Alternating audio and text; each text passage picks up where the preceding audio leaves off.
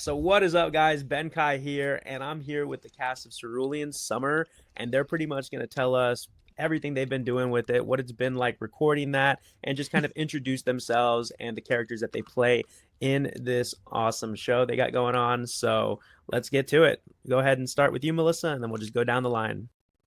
Okay, well, my name is Melissa Del Toro Schaffner, and I play Minny. She's the main protagonist, the main narrator, storyteller of the story, so she kind of sets the tone. And this is my daughter, Indi, and I'm Indi Schaffner, and I play Charlotte. She's important, but I can't really talk about her yet. she has a lot of secrets still to be unfolded. All right. PR trained. Until episode. Perfect. All right, next up. Hi, I'm Caden. I play Grandma. So guess what? I'm a grandma. Perfect. All right, Chloë, you want to go next?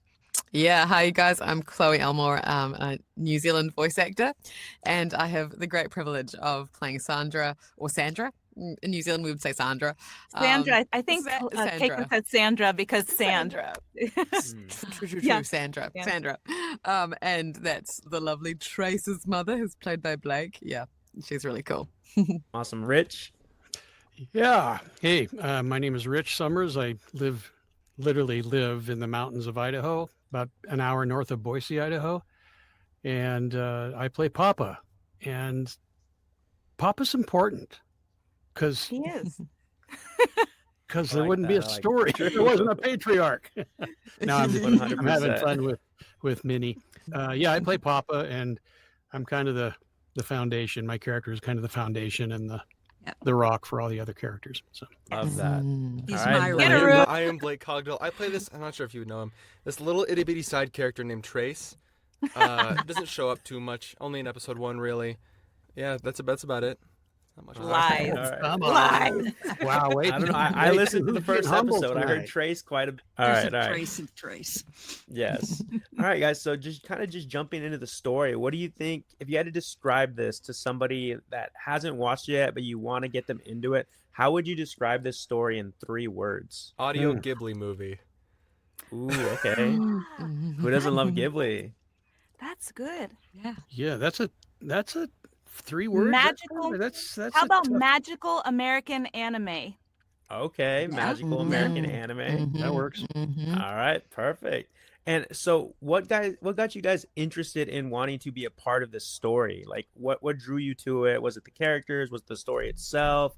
Tell us a little bit about that. I think a whoever. lot of us were, some of us were approached by Keiko, and like people like Blake train with Keiko. So some of us have had ties to Keiko. Some of us, like me, had never heard of her. And we were approached to audition or were offered roles, which I will tell every voice actor, you never get offered roles. It just doesn't happen. But I think a lot of us, there's something very, very special about this. It's become quite a family. We've done cast interviews, so it's become quite a family. And I think a lot of us have picked up on the spirit or the community that Keiko has created. And a lot of stuff that voice actors do can be quite dark. There's like lots of dark video games and dark content. There's something incredibly wholesome about this. And like a nostalgic, like golden days feel where there's a lot of depth, there's a lot of emotional depth and exploration, and yeah, as we've said, there's a bit of mystery and question marks around it. But yeah, I think at the heart of it, yeah, there's heart at the heart of it, and something very, very wholesome and really lovely to explore. And I think a lot of us are leaning into that quite heavily because it's just it's a beautiful sort of vibe and tone she's created. I don't know if that really answered your question, but I think a lot of us are drawn to it just because it's something really special about it. That I'd love definitely to- answered my question. I'd love to segue onto what Chloë just said, because when you're talking about a very soulful and heartfelt story, my character, Minny, actually sort of sets the tone for no pressure. That's the tone for this whole thing. And Chloe said, when Keiko approached me via email, and of course I had to Google her to make sure it wasn't some kind of weird spammy thing out of, I did the same thing. I was like, Keiko, you saying?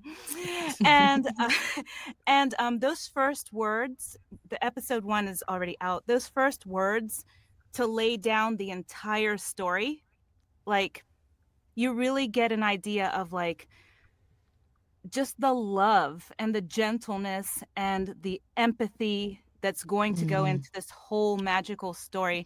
And Keiko really worked hard on just creating a cast and crew, and even the people who sing, who animate, everybody in this whole crew is just full of empathy.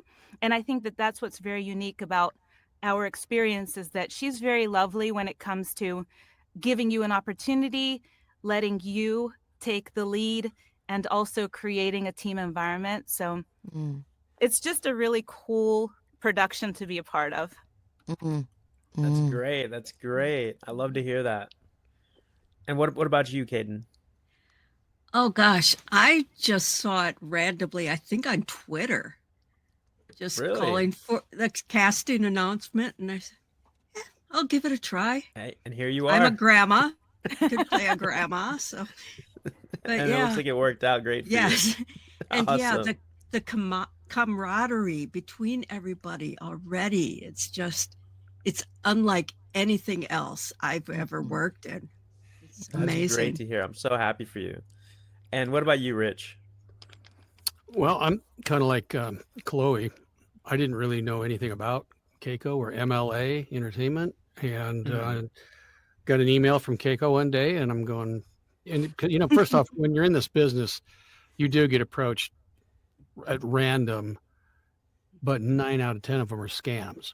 And so, Yeah. we all look at it and go like, with one raised eyebrow and, I don't know about this, but I did my due diligence and kind of dug into it. And so I said, sure, it looked legit. So I said, okay, yeah, I'll give it a try. I don't know how she found me. I've been on some other audio drama podcasts, a couple of them, Close Your Eyes and My Amazing Woman. But other than that, all my voiceover stuff has been like commercials and video narrations and documentaries and things like that. So I don't know how she found me, but she did. And here I am, and we're having fun. And Chloe and I have known each other for a little over a year from some peer group workouts. And so when I saw she was in it, I'm going like, okay. Rich, didn't you say that Keiko Googled oldest voice actor on the internet? I did say that. I said it in the last interviews. I didn't want to say it on the third because everybody goes like, he always says that. Well, it's news to me. I added it for flavor. Someone's good actually flavor. going to believe that. They are. Rumors will spread. Right. Oh my gosh, make me cry. And what about you, Blake? So for me, I had been working with Keiko for about a year and a half now, I'll say. I've been meeting with her every Friday, 8:30 p.m. to 10:30 p.m. on the dot since April of last year. Oh, wow. So we've been working together for a long, long time, and I credit all my success to her because she's wonderful. And so she told me about, hey, I'm making this thing. There'll be auditions in my server soon if you want to go for it. And I'm like, yeah, because I've seen some of Keiko's other stuff, Keiko's Diary, the really cool kind of like doll animated series that she has. That one was really fun. So I figured I'd go for it. So I went for everyone. And I wound up landing Trace, which was really cool. Heck yeah. That's awesome. And the And what weirdest about- part, Ben, the weirdest part is that we all kind of look like our characters, which she didn't know what any of us looks like. She knew Yeah, I it. watched the video on YouTube, and I could definitely tell. She didn't know. How weird is that? The Something fair is weird. fair, on you right? guys. Fair is fair, because I don't know what she looks like other than her little We don't anime. know. Yeah, What does she look like? Mysterious, mysterious. And what about you, Indy? What was the question? What drew you to the story of Cerulean Summer, and what do you think about it so far? Honestly, my mom just said, hey, I'm going into this thing. There's a little girl. Do you want to do it? That's accurate. That's accurate. Oh, she voluntold you. She was like, "You're doing I this." was like, hey, do you want to do It's usually roles that my mom gives me that are like little girls or really minimal characters, and I go in here one time, leave for a month, and then come back for the next year. So just kind of as needed, just come and go. Yeah. I love it. I love it. Well, that's good to be building your craft so young. I'm sure when you get older, you're gonna be killing it even more than you are now. Yes. And what's great about her is she does not care as much as I do about her success in this industry. So she's going to do amazing. Yeah, Mhm. that's usually the case, right? You're so nonchalant about something, it just comes naturally. Exactly. Like building a YouTube channel, right? Yeah. You're like, come on, if you want to, you could watch it, you could subscribe, it's whatever. Yeah, And yeah. I look told at all you, my you're awesome. followers, I was like, hey guys, I'm switching to anime content. We're not doing army stuff anymore. If you want to watch, feel free. If you don't, I completely understand. I'll see you another life. So jumping into the next question. If you guys could play any other character besides your own, which one would you want to play and why? Ooh, I know. I would play Chloe's. I would play Sandra because she's so dark and delicious. Like she's such a deep character. I love watching Chloe play her. I'm like jealous when I'm watching her play Sandra. I love that. I was actually gonna say I would totally play Minny. I did audition for Minny. I wasn't asked to. Keiko was like, "Just could you audition for Sandra?" I'm like, "I will audition for Minny." You know, because often you think there's a lot of juice in the like characters that have more dialogue, and it's true. They get you. You explore so much more of them usually, and in audio dramas, when you've unlike on stage where you can like still watch the characters that don't have many lines and you can do or on camera sometimes the characters that don't have many lines are really interesting to watch. With audio drama you can't watch them, and when they've got few lines you have to it's harder to discover more about them, one thing, and another thing is that you just sometimes there is just it's harder to explore more and maybe harder to have fun because they only kind of drop in and then drop out. But I think when I realized more about Sandra, I realized actually there's a lot of depth to discover in her few lines. There's a lot of depth to discover. She's not in, can I say that? She's not in episode 2 at all, so she is very mysterious. But I think I would play Minny if I could. That would be the other option, maybe Grandma, but Minny, because I think the challenge of like being a narrator with a bird's eye view and then being in the story as a younger, like an older person, like looking back on your life and then a younger person in it, chopping between those two. It's really amazing. It's amazing watching Melissa do that and like listening to how Melissa does that because it's subtle. It's not in your face. And it's a really amazing skill to learn how to be a narrator and an actor at the same time. I think that's a great challenge, it's not presented to voice actors all that often. So that's the reason why. But I love Sandra. Right. I wouldn't have it any other way. I love it. I love it. And what about you, Caden? If I had the chance, I'd love to play Charlotte. Ooh, Yay, okay. Charlotte!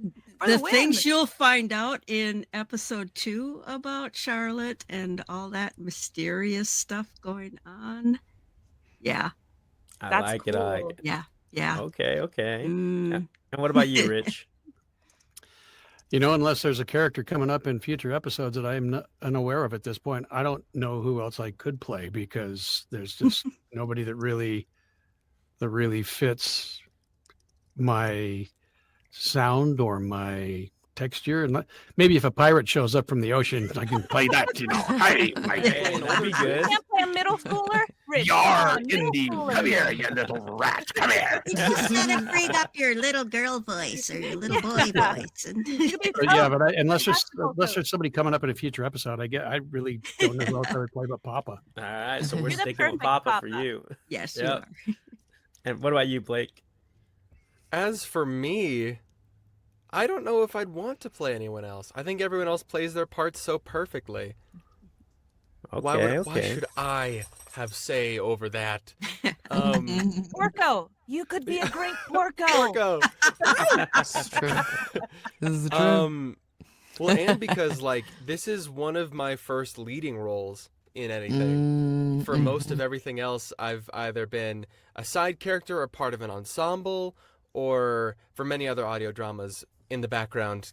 You have to, like a Where's Waldo, you have to listen very closely if you want to hear me. Yeah. But getting to have a character with a lot more depth, and getting to explore is so much fun. And I wouldn't trade guess it you for the just feel world. that connection to this character. You don't want to let that go. 100%. It's so weird to hear him say that, though, Ben, because if you listen and watch him on YouTube, our YouTube episode, and you would never know that he's never played a lead, because he's just like, he carries the Yeah, story. when I was like, listening to it, I was like, I could see this being like a main character, like protagonist in like an anime, like a shonen, you know. And I was like, okay, Cool. That's what I like to hear. hey, bro, you just make keep it at so. it, man. Yeah, hey, Bang Zoom's doing live Crunchyroll, auditions. Bang Zoom, I'm right here. What are we doing Hey. right now?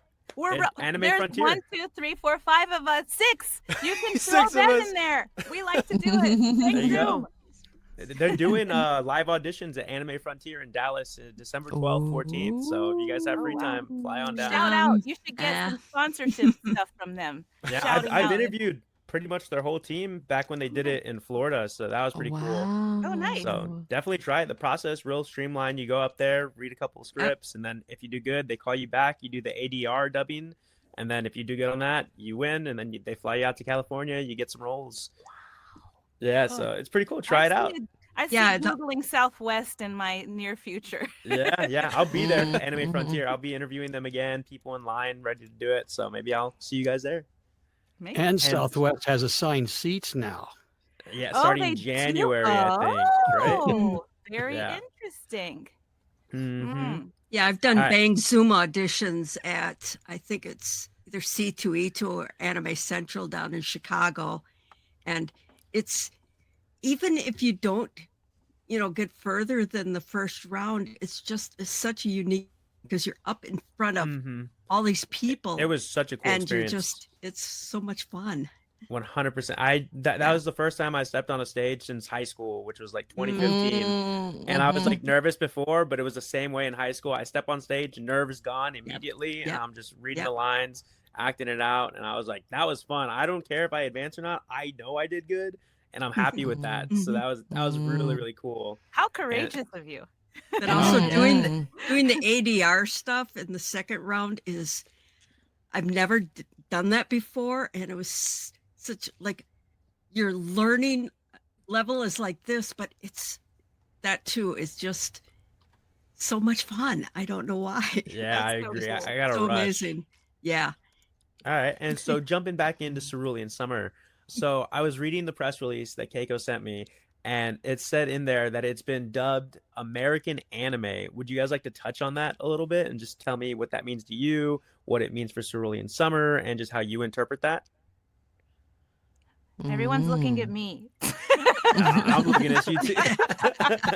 Everyone's looking at me. So when it premiered, a friend of mine texted me and was like, oh my goodness, it was so awesome. It reminded me of American anime. And so my little brain starts, the gears start cranking. American anime, that's so cool. And I can see why she said that. It's because the art of the YouTube, like obviously audio you can't see, but the YouTube version is very much like Studio Ghibli, but it has a flavor of like the way that American people look, if that makes sense. Because anime has sort of a style, but the artwork is very much Studio Ghibli, but then the way that people look is very American. So I just thought that was a beautiful blend, and what a great addition to that anime space.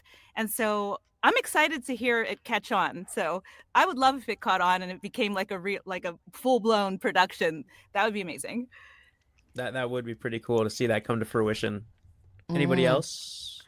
Yeah, I've been watching a lot of Japanese anime dubbed into English, and there's really specific cultural things that make it anime, and obviously every Japanese anime has something different about it, depending on who the target audience is.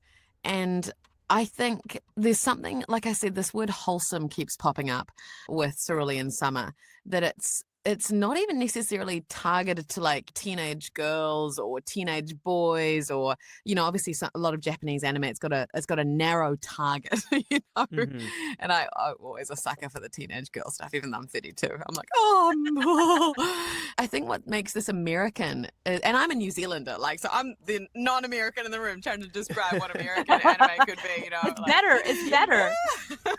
You're not biased. That's true.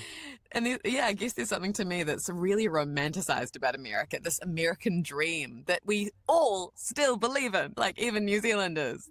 There's something so wholesome and this golden nostalgia of what we know America can be, and in many places in America is, like it's easy to read all the bad press, but actually there's so much. And I've visited America for work in the last 2 years, the first time ever. I'm not an expert in America, but there's still pockets of this deep heart of wholesomeness and family orientation. And I think to me, that's what marks Cerulean Summer as an American anime, is that it's aimed at every age group in America, children to elderly, the whole spectrum.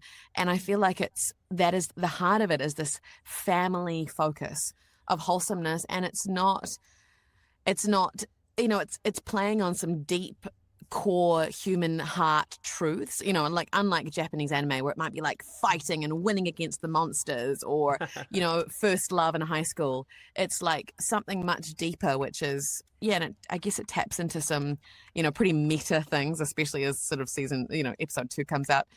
But yeah, there's something very just love between family members, I think, to me is the core of what it is and why it speaks to me as being an American anime. Yeah. Yeah. All right. Very well put. Yeah, it's awesome. I like that. Wholesome has been thrown around a lot this interview. And so I feel like that's the recurring theme. If I was going to add anything to that, Ben, it would be that, coming from my era, I look at Cerulean Summer as 60s, 70s family-centered sitcoms or dramas that were on TV at the time, melded with modern-day graphics and animation and deliveries. I mean, I can't put my finger on one particular old TV show that I would equate it to. I mean, but the message and the storylines match like that of Little House on the Prairie or Leave It to Beaver or the Lessons or there's always a lesson in those shows and we're seeing some of that in Cerulean Summer. Yeah. It's funny you say Leave It to Beaver because my mom's always trying to get me to watch it with her. She's like, oh, this is what they used to play back in my day. And I'm like, all right, so I'll sit down and watch a couple episodes with her. So every episode, there's always like some sort of like overarching the plot line, that's centered around the family and all that. So that's a really good way to put it as well. And what about you, Blake? For me, I think in terms of capturing the Ghibli feel, because it definitely has a Ghibli feel, it's less about the characters and more about the location. If you can capture the location, like I'm sure as soon as you hear, or you've listened to it before, just the feel and sounds that you get from every different location they go to in the first episode, you're there. If you were to close your eyes and just like imagine everything around you, you would feel like you're there. You could feel the breeze, the light breeze at the basketball court. You could see some of the people playing basketball next to Trace. You could see you could see the sea in the distance. Like it just builds a picture perfectly through audio. And that's what this series is like primarily about for me. So in terms of it being an American anime, I think it's more so about the sound than it is the visuals. It's good that you say that because when I was watching / listening to it for the first time on YouTube, like when they're at the beach or you hear like the sound of the waves crashing, all that stuff. I'm like grew up near South Padre Island, Texas. For those of you that don't know where that is, bottom of Texas, like right there, Gulf of Mexico. And so we go to the island a lot as kids. And so whenever I hear like waves crashing, it always takes me back to that as well. And so it's cool how the sound design really helps to immerse you in the story as well. It's also familiar because we all have memories. I would hope we all have memories of being at a beach at some point, or that kind of like hearing waves crashing against something somewhere. Or seeing a dog beg for bologna. Playing with the rope right now. Going to grandma's house and Papa. And what about you, Caden? What does it mean to you? Oh, yeah, just a conglomeration of everything. You just feel at home. Just calm, but there's still that worry that occasionally comes into your life, but it's going to be all right. Yeah. Mm. You know, to add to that, I remember when I was a teenager, I had so many guy friends. Like I was in engineering as I grew older, but I was always in the sciences and math, and all my friends were men, were boys, and we had such good relationships, and we laughed so hard, and we were silly, and we were stupid. We were stupid. And it was so great being friends with them. And then I specifically remember the moment that it all changed. I was working in an engineering firm, and then the first person got married. And the minute that the first man got married, and then everybody started getting married, I lost all of my male friends because all of the women got territorial about their man. And all of the love I had for these guys is still there as a friend, but I wasn't allowed to have it anymore. And it was so heartbreaking for me. So being able to be Trace's friend in this episode is so great because it's like, yay, I get to have part of my youth back. I get to have my guy friends back. And yeah, it's just really magical to be able to be friends with anybody and not have ties, not have baggage around it. Yeah, You know? 100%. Because, as you get older, you do feel like those changes, like the friend group starts splitting. They either get jobs, move away, and so you kind of lose touch, or maybe you rekindle it a couple of years down the road or whatever. But people's lives are always changing as well. So there's really no set in stone type of deal, really. And, even now in my own friend group, people are starting to get married, have kids. So there's less time to, hang out with the guys, all that stuff. And so now we're just all kind of growing in our own ways, still wishing each other the best. But, it's time to go from a group to kind of like individuals and see what we can do with that, in our adult lives. And then, maybe years down the road, we all reconnect and get to build those friendships back up and with some even greater stories from like either fatherhood or, marriage and all that stuff. So that's a really good way to put it as well. Yeah. And I think, I think Melissa's touched on something that is really, really special about acting in general, is that I think sometimes it can heal things in us. And I think it can also tap into like lost dreams and lost hopes. And we can actually realize maybe dreams and desires that we have never had realized in our own lives. And I mean, like for me, I'm extremely single, living back with my parents. And Sandra is very protective over her son. Like she is, he is her life. He is her all in all.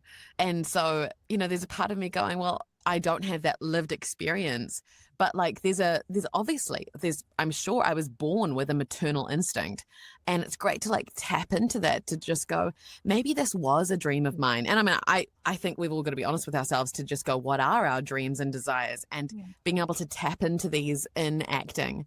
And yeah, if we've had like lost dreams and lost hopes, disappointments from the past, and then have a character who's grappling with that, who's moving through it, who's growing.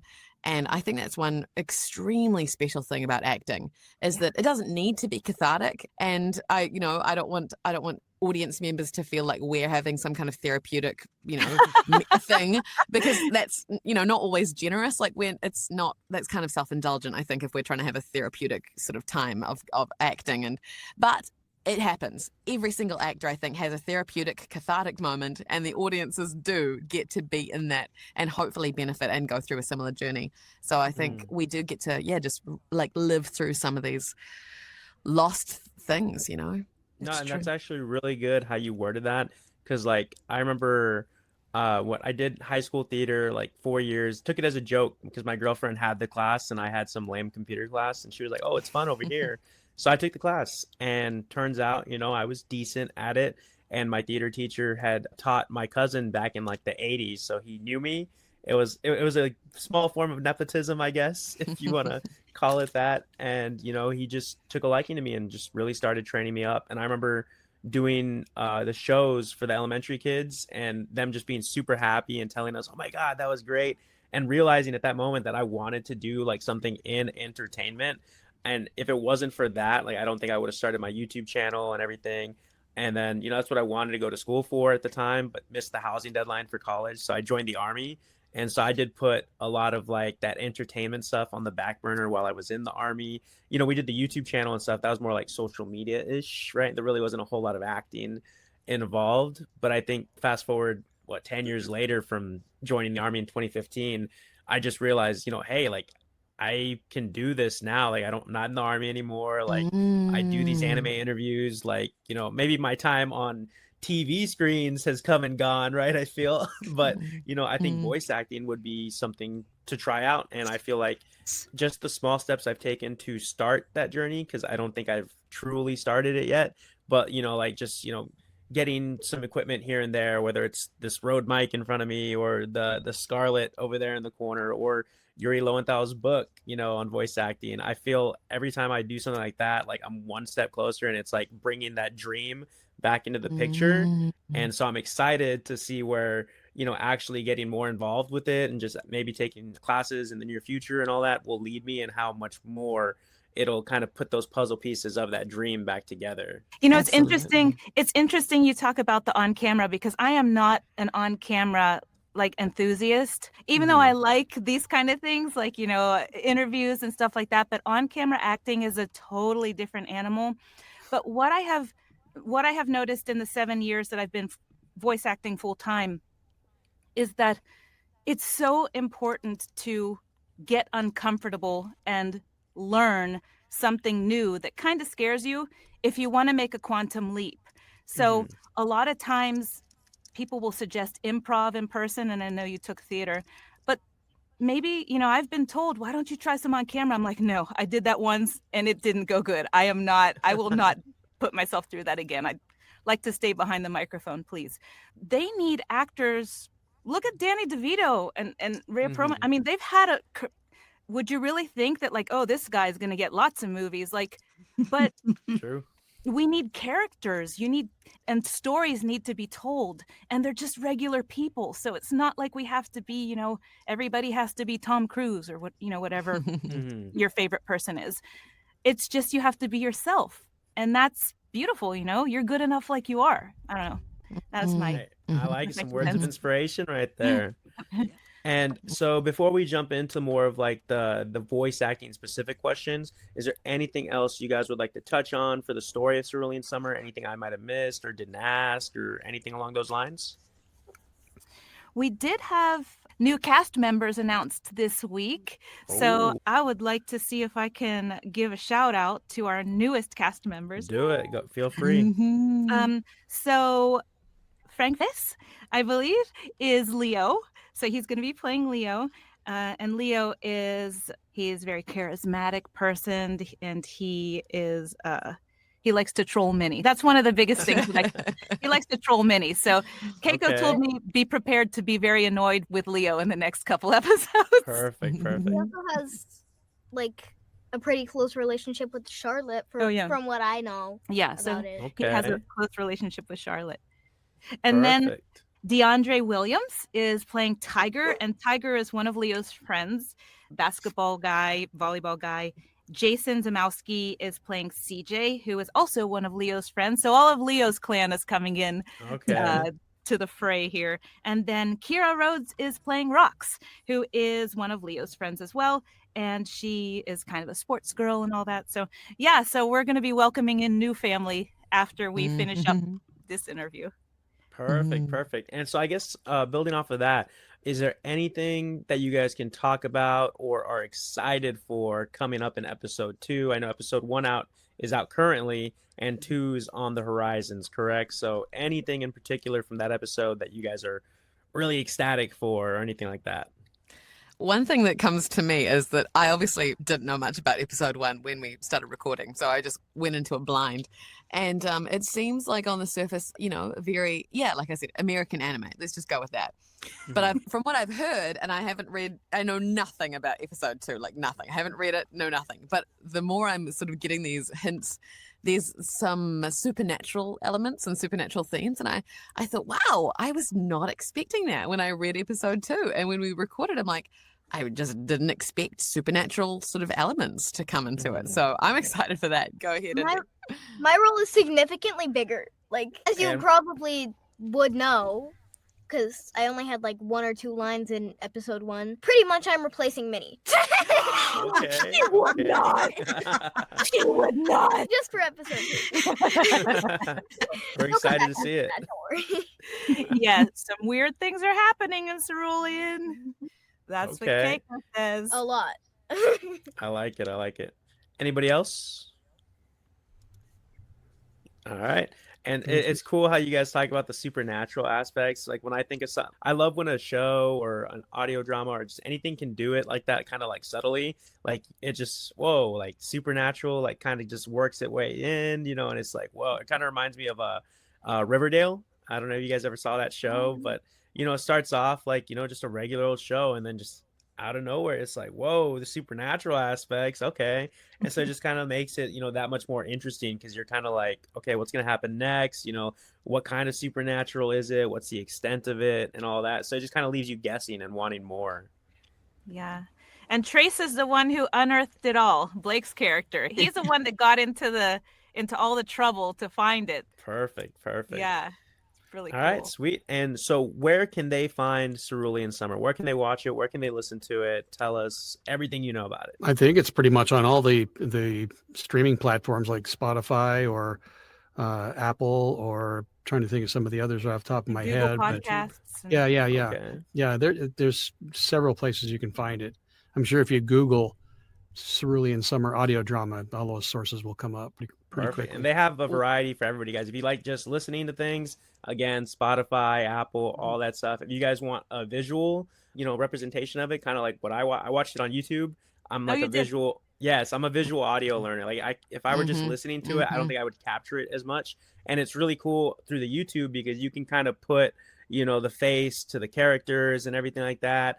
And the way that it's animated, again, like Blake was saying, kind of like Ghibli and all that, it really helps to capture, like, I guess, the essence of it. And it really makes the sounds that you're hearing come more to life because you can even picture it more.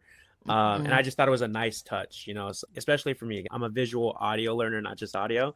So it's really, really cool. So I highly recommend, if you guys want to check it out, Spotify, Apple Music, YouTube as well. I'll be sure to link everything down below in the description box so you guys can check it out. And now we're going to go ahead and jump into just some more, you know, straight like voice acting questions. You guys ready? Yes. Ready? For sure. All right. Let's do it. So for the order, we'll go with Melissa, Indi, Caden, Chloe, Rich, and then Blake. That way we're just kind of going the way I'm seeing it on my screen. So we'll just go like that. So first question is, what got you guys into voice acting? Like what started, like how'd you guys get that itch and how did you guys eventually end up scratching it? So for me, it kind of started out as a joke in college. I didn't know it wasn't a joke. You know how sometimes you say something like, oh yeah, it's true, but you just don't want to get hurt, so you say it's a joke. That's me Right. when I started TikTok. Yeah. You're like, oh yeah, it's stupid TikTok and then it blows up. Yeah. I told a friend that one day I'm going to be a voice actor in a Pixar movie. Like, yeah, that's going to happen. And at the time, we didn't have home studios and we didn't have this and the Zooms and all this setups. Like, it was a while ago when I went to college, although you wouldn't believe it. And then I saw the movie A Bug's Life. And for whatever reason, those ants just broke me wide open. Mhm. Damn, that's a lot of ants. They broke, I mean, like, I don't know what it was because there were famous voices in it, but for some reason I didn't hear the famous people in it. Like, they didn't emote as though, like, because at the same time, if you remember, Ants came out at the same time as A Bug's Life. It was like DreamWorks and Pixar, but they came out at Yeah. the same time. So I didn't hear Sylvester Stallone in A Bug's Life. You know, I didn't hear that celebrity voice. I just heard characters. And that was so beautiful to me. And I was like, I think maybe I could do that. I think I would love to do that. And then I realized I'd been playing Barbies all my life, so I Mhm. probably already was doing that. And Yeah. ever since it's your lifelong dream. Yeah. And then I just was like, I just decided it was my lifelong dream. I love that. And it's crazy how you say that because I remember what got me re-interested in acting in general. I was watching a podcast with Alex Lee, who's, you know, real prominent right now in the voice acting space, you know, a lot of big roles, you know, Solo Leveling, Demon Slayer. And he was telling his story to the interviewers and he was like, yeah, I just faked it till I made it. You know, like they'd ask me like if I knew how to do this. I said, yes, of course. And then, he'd be like, yeah, I cheated on my college test so I could like go pass, and I dropped out of school and bought a car or whatever, drove to California and did all this stuff. And I was like, it sounds like a lot of the stuff I did in the army. If he can do it, I think I could do it. And that's what really like set the wheels in motion. And I was like, I want to say like 6 months ago. And now I was like, let me start interviewing voice actors and stuff, and just to build up the knowledge and just to like kind of slowly chase that dream. But it's crazy how just watching something like that can just spark that inside of you, and it's like, okay, let's do it. So I relate to your story a lot, Melissa. Yeah. What got me into it was her. Sounds about right. Like, Guilty. I don't really remember the first time I actually did something.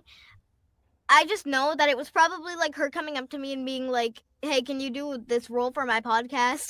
Yeah, it was. I had a sci-fi podcast and I needed some kids in this creepy story. I needed them to sing. And I was like, I can't sing like a child, but my 5-year-old can. Hey, there you go. And that's actually funny because Bryce Papenbrook, another big voice actor, he said that's how he got started. His dad was doing some voices. I don't know if it was on Digimon or just in general, but they needed, somebody to do some child voices. So he asked his son, Bryce, hey, do you want to do this? And he said yes. And, years later, look at Bryce, he's at the top of his game right now, and he's booked day in, day out. So that could be you, Indi. Could be. I'm already here. And that confidence is going to take you far. Yeah. I love it. I love probably it. blasted the microphone. That's funny. And what about you, Caden? Oh gosh, as they're talking, I'm trying to remember how exactly. I don't know. It's weird.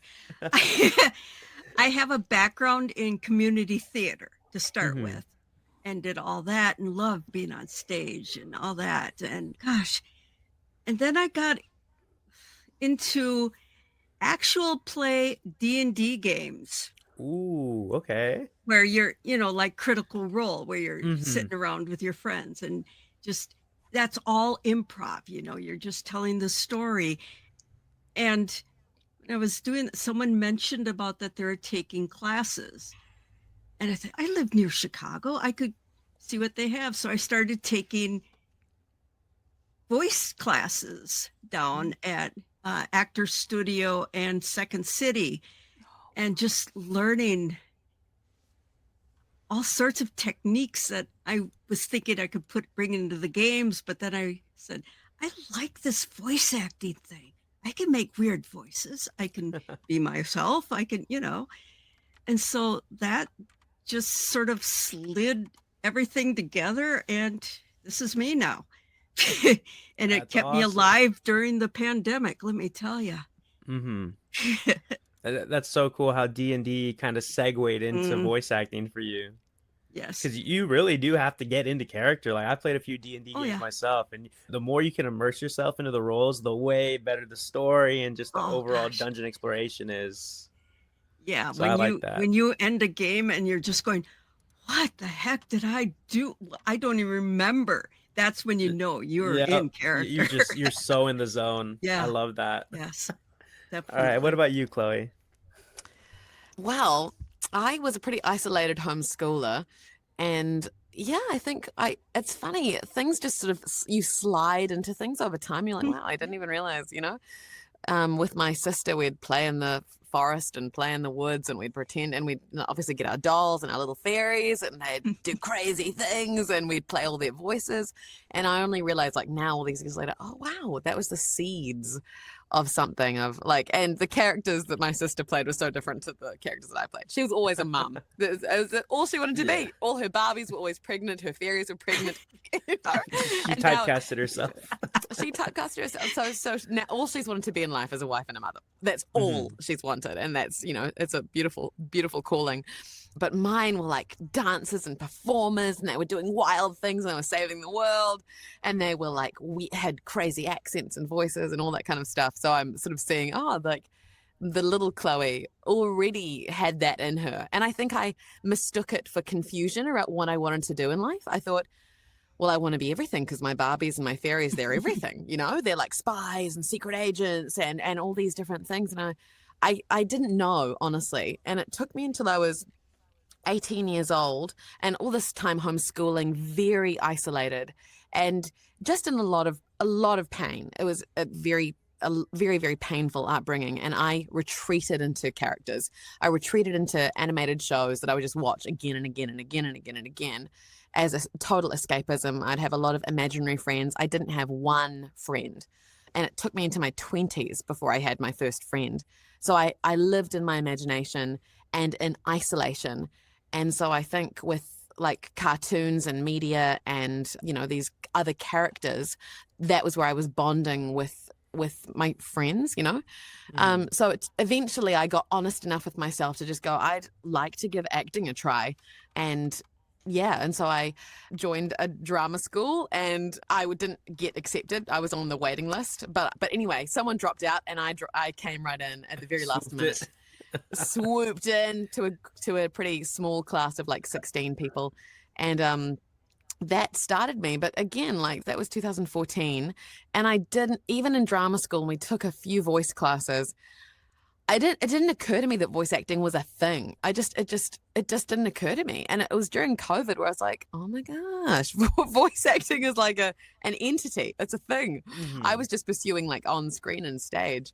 And I thought this like the moment of like, why did I never think about voice acting?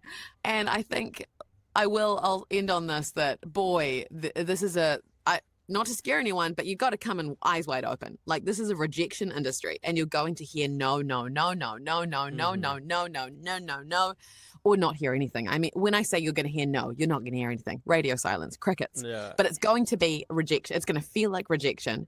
And I think 10 years of pursuing, or thereabouts, maybe 8 years of pursuing on-camera acting and doing, like, just bleeding my heart out on upwards of 800 auditions for stage and screen, and getting booking 4 of those 800, it set me up for now a career of what some people can see as a rejection industry.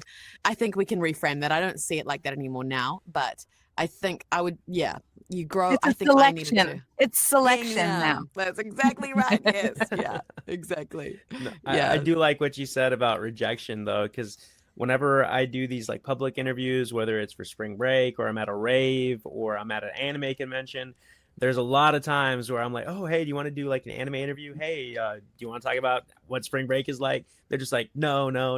I get a lot of no's doing that. And I don't mind that. At first I would get in my head about them because I was like, oh, dude, maybe they just don't want to do it with me or what. But now I'm just like, oh, people are busy. You know, they're doing the thing or whatever. And it's okay when people say no. Like, there's hundreds of other people on this beach, at this rave, at this convention. We're going to get some more yeses eventually. So it's good, though, because it builds up like kind of a thick skin, and you're just like, yes. Oh, okay. And it puts you in that mindset. Like, they're not rejecting you primarily. They're just either they got other things going on, or they're accepting somebody else. But it's just a no right now for a yes later on down the road. Yeah. Yes.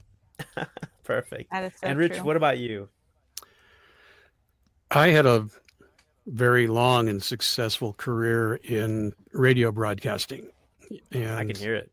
In 2018, that changed. You know, it's a business where, much like on camera acting, and that gets to a point where it was kind of a mutual thing, you know, where I'm going like, I'm 64 years old and I don't want to be the yuckster on the radio anymore. I don't want to be. And then it was a corporate radio thing. And, you know, and I got let go. So in 2018, so 6 years ago this month, I went, well, now what? And then I thought, well, that answer is kind of obvious. I had voiced hundreds, if not thousands, of radio commercials and promos and things in my radio career. So I thought, and I knew nothing about the voiceover industry, but I thought, well, I'll do voiceover. And then I got hit with reality about radio people coming into voiceover, because for every year I spent in radio, and this is something for anybody that's thinking about it, voiceover or radio, or combining the two, for every year I spent in radio, at the time I spent in radio, I spent 30 plus years of developing bad habits from radio that wouldn't let me slide right across the aisle into voiceover. I had to get really good coaching. I had to relearn. I had to reinvent myself, you know. And for those of you that ever get told, oh, you should do voiceover, you have a great voice, you know, here's a good analogy for all of you. This is a really nice pen. It's a good pen. I have a good pen.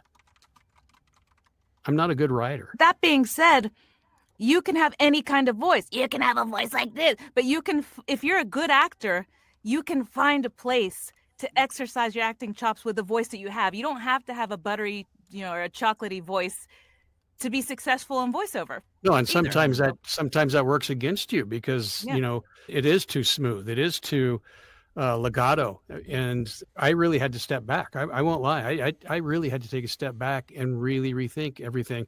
And I'll tell you a little story about it real quick.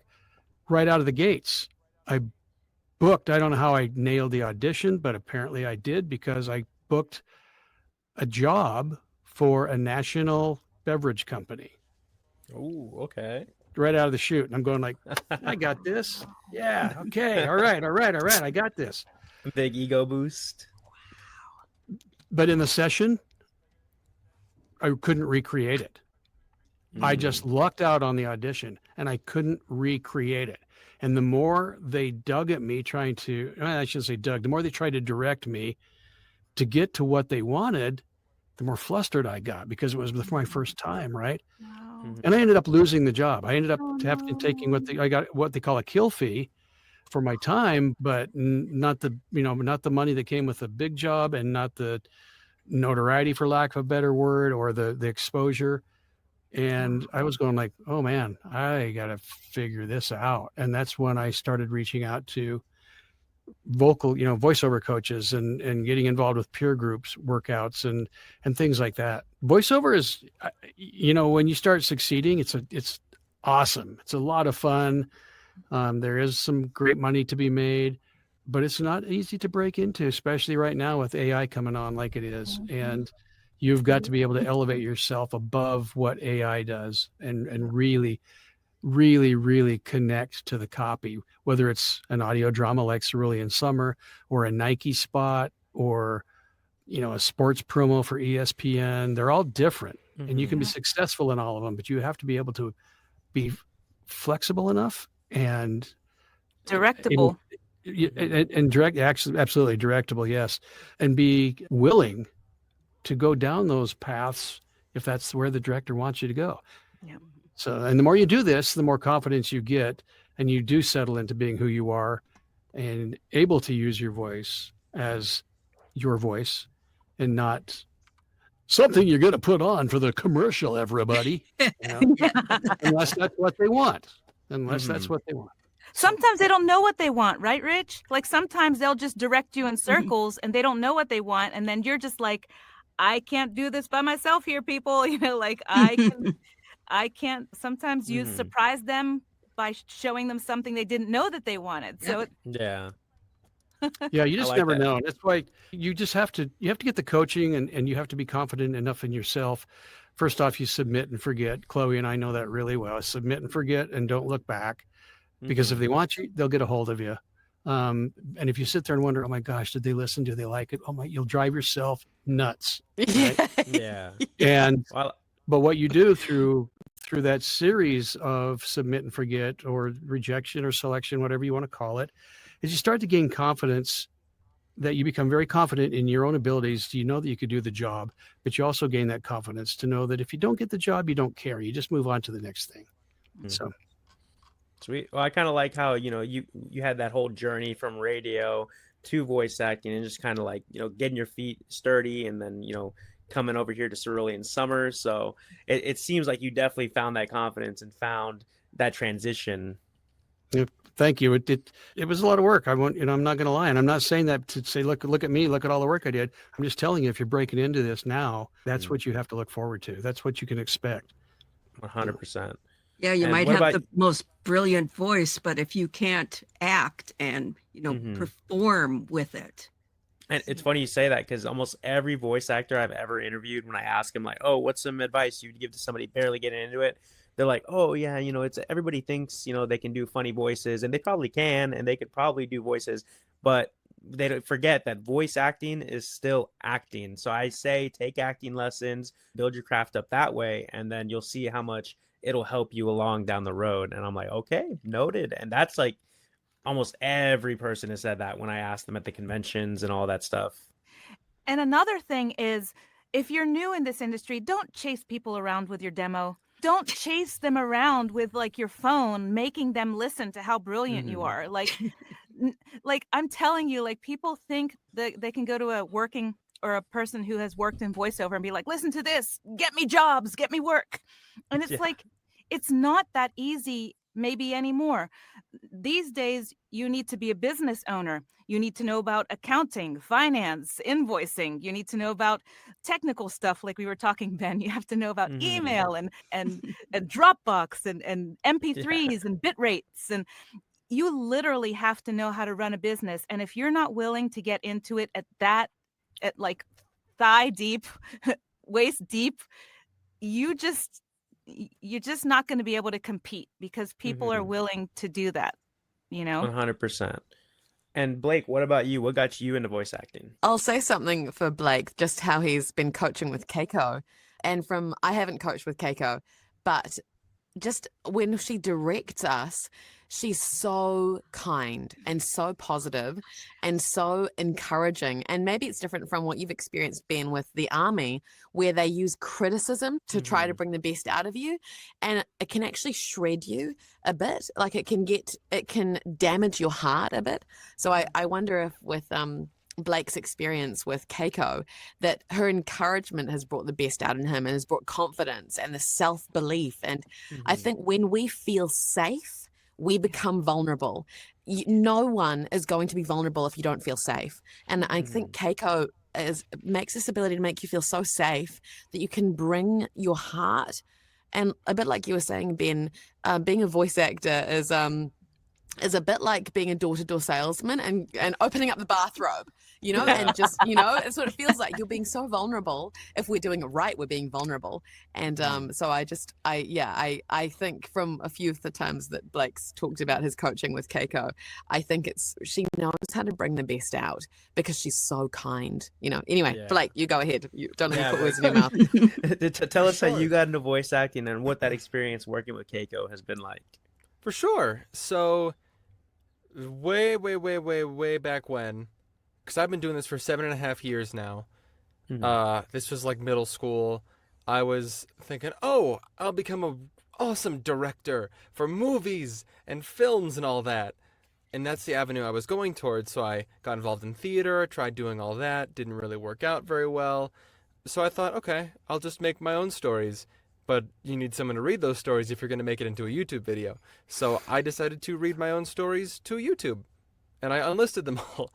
I think there's like 1 or 2 out there that are still available to find that I actually have published. But I was like, oh, this is actually kind of fun. But, you know, back then it was me with my big beefy laptop in my actual closet that is not a walk-in closet.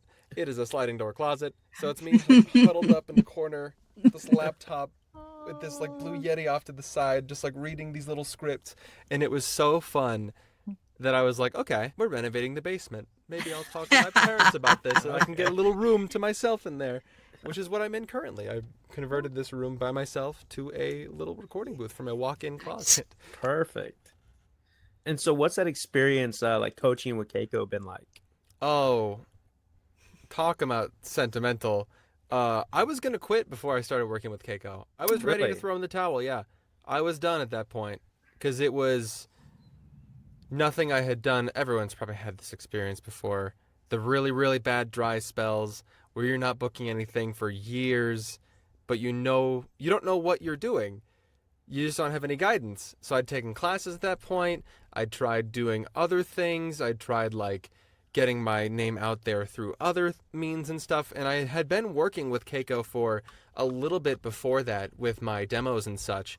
And so, yeah, booked more than I've booked in my entire 7 years of doing this. And it's been magical, utterly magical. I like doing these yearly like retrospectives where I just talk to a camera and I try to word vomit all of my goals for the year and see how that goes. I thank her repeatedly because she is genuinely responsible for all of my success that I've seen in this field. So if not for Keiko, I would not be here working with all of you. That's awesome to hear, man. It's crazy how like we get to that point and it's like on the verge of giving up. And I always think of this, I don't know if it's a meme or just a picture you see on Facebook, right? I'm pretty sure one of my uncles or aunts reposted it, but it's like this miner, he's like digging through a cave, right? And he like stops digging like 1 inch away. And then on the other side of the dirt is all the diamonds that he was about to strike. And had he just kept going, you know, he would have hit the diamonds, you know, became insanely rich and all that stuff. And so I think when people get to that point of wanting to give up, it's kind of a sign that you should keep going, just because it's like you never know. Like, I mean, from personal experience, like posting on TikTok, like 2 years ago, my TikTok was like just a Pokemon related TikTok. And I just stopped posting for 2 years straight. And I came back to it like in 2024, I believe. And I rebranded to the Benkai brand that I use currently and all that stuff. It's more anime themed. And it just was not hitting. Like views would not go over 300. And I'm like, oh, I'm in the 300 view jail. And it was just, I was ready to give up too. I was like, you know what? I'll just focus all my time and effort on Instagram. You know, at least there I'm getting some views. TikTok is just dead. Like we're not making anything off of it. Like, you know, I'm just going to stop posting on TikTok. And then literally like 2 days later, like a video from like a month ago just starts like blowing up. And so then TikTok has like the avalanche effect. If one thing's blowing up, your other videos are getting views. And so I just kept the momentum going. And now, you know, we're doing a lot better than what we were when we were getting ready to quit. You know what I mean? For sure. 100%. Absolutely. Absolutely. I think a lot of the times we have to like let dreams die, and a bit like what Indi was even saying before, like this level of you don't really think about it. There's a point where the best acting comes when you're just in your body, you know, not in your head. You know, I know when I say that, your head has to be engaged. Like you've got to intellectually understand the copy and what your characters, that your head is engaged. When I say in your head, I think we're just meaning when we're like thinking, oh no, am I doing it right? Am I doing it right? Am I doing it right? Oh no, I'm doing it wrong. I sound bad. You know, you're kind of standing outside, being a director and not being in it, like in your body, in the moment. And I think people like Indi do it so well because they're not, you know, there's not this overthinking. There's this, I'm going to be it. I'm not going to overthink it. I'm not going to read through the copy like a dozen times and make sure it sounds perfect. You know, it's just, you just plop in to the moment with your character. And I think a lot of the times, yeah, like just like letting it go and just going, what if I never acted again? Would I be okay? And I think getting to the point of just going, if no one ever hired me, am I okay? Am I secure in myself if no one ever validated my acting abilities? And I actually think the best actors are created when the dream of acting dies, not even just like laid down in the corner, but like dies under the soil. And then it's like later on, you can see sprouts sort of coming up from the soil and realizing, wow, I let that die. And I surrendered it, and I disattached my identity and my self-esteem from that. And look, it's like bearing fruit now, and it's flourishing. Because I think you can, you know, they say directors, producers, casting directors can smell insecurity. And I don't know how, but I think we can. We've got our like antenna up of like, you know, of sensing this actor is trying too hard. They want it too bad. And it's like, you know, it's got to stink about it, you know? Yeah. You know, And, Chloë, you know. Chloë, sort of segueing that into my dating life before I got married. You know, I like love this. Yeah. So this is exactly what Chloë is describing is like the key to the magic of the universe, because I was 35. I wanted a significant, but I was, like you had said, hopelessly single. I had dated everyone. Like there was no one left to date. I had gone on. Every man knew you. Every on man- the street, you could be walking down the street and they're like, "Hey, Melissa." Yeah, every man knew me, and I had not found somebody. And it was so frustrating because the ones I loved didn't love me. The ones that loved me, I didn't like. So I got to the point, and this, Chloë, you nailed it. I got to the point where I was like, if I never get married, if I never have a child, if I never ever find love, can I still be happy? Or do I have to be miserable for the rest of, do I have to be miserable? And when I let it go and I was like, no, if I don't find this in my life, then I will be happy because I make the choice that I will be happy with my life. And guess what? Even when you achieve your voiceover dreams, even when you achieve your marital bliss or whatever that is, you still might not be happy. Other people don't make you happy. So you have to kind of make a choice. Exactly. Yeah, you have to make a choice. You're so right. You're so right. Because when you reach those milestones, they can be like, oh, okay, what next? I think a lot of us, I'm addicted to highs and lows. I have a very addictive personality. Yep. I work in addiction recovery program, and the highs or the lows, I'm addicted to that. The booking and then the and like, I don't think you ever arrive. I thought the day I arrived would be a lead on a big animation show, right? And I booked this lead, one of the 3 lead characters of an Angel Studios TV show called Quokka's Wildlife. And I got told that I got just recently recast because I sounded a little bit too New Zealand. And it's a New Zealand character. It's a native New Zealand tuatara, right? And I thought my pinnacle was like, I've arrived. I'm a lead in an animation show, and I've always wanted to work with Angel Studios. And now it's like, it's been taken away from me again. And I thought, but I'm going to move on because, I can't get my joy. Yeah, that's right. I can't get my joy from that. I just have to, anyway, so Indi. Yeah. Throwing back to what you were saying about like reading through the script 100 times. If I were to do something like that just for me, what it does to me is it increases the pressure. Like when I read through something and try to make sure it looks really good, like sounds perfect or like looks perfect, that just increases the pressure of it, and the result comes out worse. Yes, nailed it. Nailed it. And to build off of what you were continue, Indi? My bad. The seasoning you put on your meat depends on the taste. Absolutely. And to build off of what you were saying, Chloe, about having to like let that dream kind of die out and then let the sprouts come through. Like when I joined the Army, I was like, okay, well, I guess I'm not doing acting anymore because I'm in the Army and all this stuff. And then the years after the Army, I had no thoughts of redoing acting, anything like that, or voice acting. And I was just like 6 months ago, I like felt those sprouts just coming up, and I was like, cool, like I don't care if I make it or not, like I just want to do it.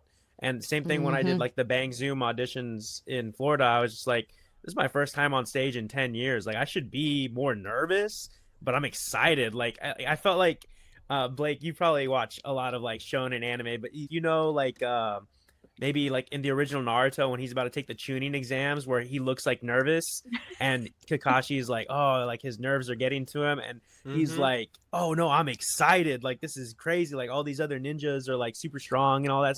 That's how I felt like doing those auditions. I was like, I'm excited for this. Like there's so many other people here that have way more experience than me that have been doing this for forever, and this is like a good challenge. Like this is fun. Like I felt like ecstatic with like joy and just like a good nervousness, and I was like, I can't wait to see where this goes, if it goes anywhere. And so I feel like I'm at that point in my life where I don't need to make it in voice acting. It doesn't matter to me, but I just want to do it. And like I don't have like those insecurities or like cares, because I'll embarrass myself. I'll do it all the time on the internet. You know what I mean? It's playtime. Yeah, the dog is telling you it's playtime, Dad. She's been doing that. Yeah. But I guess with that, if you guys want to go ahead and plug any of your social medias, where can they find you? And we'll go ahead and wrap it up from there. So I guess we can go in the same initial order. My name is just Melissa Del Toro _VO, I think _voiceover on Instagram, and melissadeltoro.com on the web. And you can find me that way, or Google Melissa Del Toro Schaffner. You'll definitely find me. And Indi's attached to me, so if you find me. Oh gosh, I'm mostly on the Twitter, as I always call it. And I really should change it, but it's my Renaissance Fair character name of Magdalene Bloom. So at Magdalene Bloom, that's me. I like it. Looks like Trace may have frozen. Yeah. Maybe Rich goes. I'll be right there. I'm just changing my display name to my website Oh, a minute. right there. So Tech savvy. and my wife is gone, and true to my character in Cerulean Summer, I do a lot of the cooking, and so I literally have had something in the oven, and my wife isn't back yet, and I'm going like, I actually have the timer here. I'm going like, oh gosh, I gotta, oh gosh, It's oh gosh. burning. It's burning. Yeah, it's So burning. when I ducked out, I had to go get it out of the oven so it didn't turn to char. But there's my website, richsummersvo.com. I'm on Facebook. I'm on Instagram, in one fashion or another of richsummers.com. I'll tell you guys a little secret that not a lot of people know, but I'm also a visual artist, and I have a art website called richsummersart.net. And I would love you guys to check it out sometime. Did not know. That's so cool. All right. Oh. Blake, did you wanna do you have any other handles? Everything's on that Frozen. website. Yeah, he's freezing up. It's Yeah, very you're It's cutting in frozen and out. out. But it's a good thing you typed your website. Yeah. I am gonna see if I can retype my website too. I really should have done my branding better. Sometimes I go by my limited liability company, which is Chloë Voices, but Chloë Elmore actor, or just I think going to my website you'll find all my LinkedIn, Instagram, Twitter, blah blah blah blah blah. But yeah, just Google Chloë Elmore and you shall find me. Thank goodness it's not a hugely common name, because if there was already like a Chloë Elmore Gmail, and I never got that, and I was like, whoever she is, she will pay. All right, guys. Well, I gotta thank get you me a so much. website. I Thank you so much, appreciate Ben, y'all's for being. time. You've been such a great interviewer, Ben. You've Thanks, just been so good. Ben. Thank you Thank so you, much. Wonderful. I will catch you guys, at episode 2. Yeah. Thanks for watching. Woo, Watch Of course. Cerulean Summer. Thank Watch you. Cerulean Watch Cerulean Summer. All right, later, everybody. Bye. Have a good